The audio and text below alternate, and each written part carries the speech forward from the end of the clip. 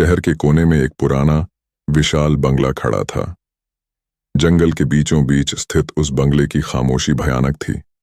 बंगले के मालिक विक्रम एक प्रसिद्ध लेखक थे जो अपनी अगली हॉरर नोवेल के लिए प्रेरणा की तलाश में यहाँ आए थे। बंगले में अकेले रहने की शुरुआत में ही विक्रम को अजीब अजीब आवाजें सुनाई देने लगी थीं। कभी दरवाजे की कुंडी का खड़काना, कभी पायदानों पर किसी के चलने की आहट। लेकिन दिन निकलते ही ये आवाजें गायब हो जाती थीं। धीरे धीरे उसे लगने लगा कि ये सब उसकी कल्पना है। एक रात बिजली चली गई, बंगले में अंधेरा छा गया। विक्रम ने लालटेन जलाई और अपनी किताब पढ़ने लगा। तभी उसे लगा कि कोई उसके पीछे खड़ा है। डर के साए में भी उसने हिम्मत जुटाकर पीछे मुड़ा, लेकिन वहां कुछ नहीं था। अचानक एक जोरदार हवा चली और लालटेन बुझ गई। पूरा कमरा अंधकार में डूब गया। विक्रम को ऐसा लगा जैसे कोई उस पर दबाव डाल रहा है। उसके बाल खड़े हो गए। धीरे धीरे एक ठंडी सांस उसके गले पर पड़ी। वह घबरा गया लेकिन हिल नहीं सका। अचानक एक चमक हुई। लालटेन अपने आप जल उठी। विक्रम ने देखा कि उसके सामने खड़ी है एक काली छाया। उसकी आंखें दो जलती हुई लाल बिंदियों की तरह चमक रही थीं। वह छाया धीरे धीरे विक्रम की तरफ बढ़ने लगी। विक्रम की सांसें फूलने लगीं। वह बेड से उतरकर भागने लगा, लेकिन उस छाया ने उसे पकड़ लिया। विक्रम चीख उठा, लेकिन उसकी आवाज दबी रही। अगले पल सब कुछ शांत हो गया। सुबह हुई तो बंगले में सब कुछ सामान्य था, लेकिन विक्रम का चेहरा पीला पड़ गया था। उसकी आंखों में एक डर समाया हुआ था। वह कभी भी उस रात के बारे में नहीं बोला, बस इतना कहा कि अब उसे प्रेरणा मिल गई है। उसके बाद विक्रम ने एक हॉरर नॉवेल लिखी जिसने पूरे देश को हिलाकर रख दिया।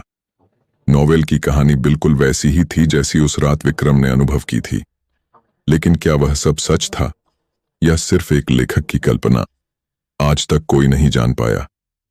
क्या आपको लगता है कि विक्रम ने सच में किसी भूत को देखा था या उसकी पागल दिमाग की उपज थी? कमेंट करके बताइए। विक्रम की नॉवेल ने रातों की नींद उड़ा दी। लोग उसकी कहानी से इतने डर गए कि रात में अकेले रहने से कतराने लगे। लेकिन कुछ लोग थे जो इस कहानी को सच मानने लगे।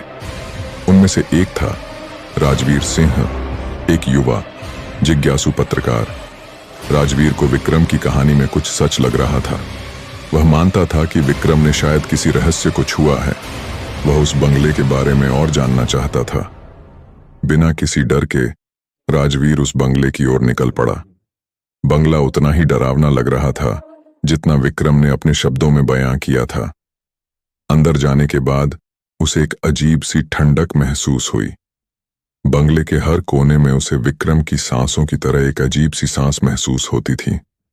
रात होने पर बंगले में अजीब अजीब आवाजें सुनाई देने लगीं। दरवाजों के खुलने बंद होने की आवाज, पायदानों पर पैरों की आहट और सबसे डरावनी एक बच्चे के रोने की धीमी आवाज। राजवीर डर गया था, लेकिन अपनी जिज्ञासा के आगे हार गया। वह इन आवाजों के पीछे के रहस्य को जानना चाहता था। उसने कैमरा निकाला और हर कोने की रिकॉर्डिंग करने लगा। एक रात बिजली चली गई। बंगले में काला अंधेरा छा गया।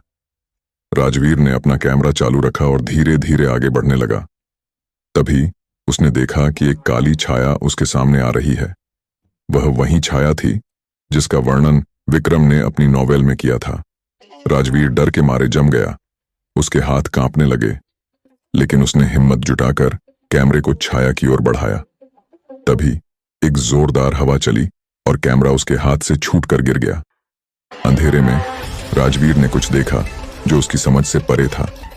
वह चीख उठा, लेकिन उसकी आवाज किसी ने दबा दी। अगली सुबह जब लोग बंगले पहुंचे तो उन्होंने देखा कि बंगले का दरवाजा खुला था और अंदर राजवीर बेहोश पड़ा था। उसके हाथ में कैमरा था, लेकिन कैमरे की मेमोरी कार्ड गायब थी।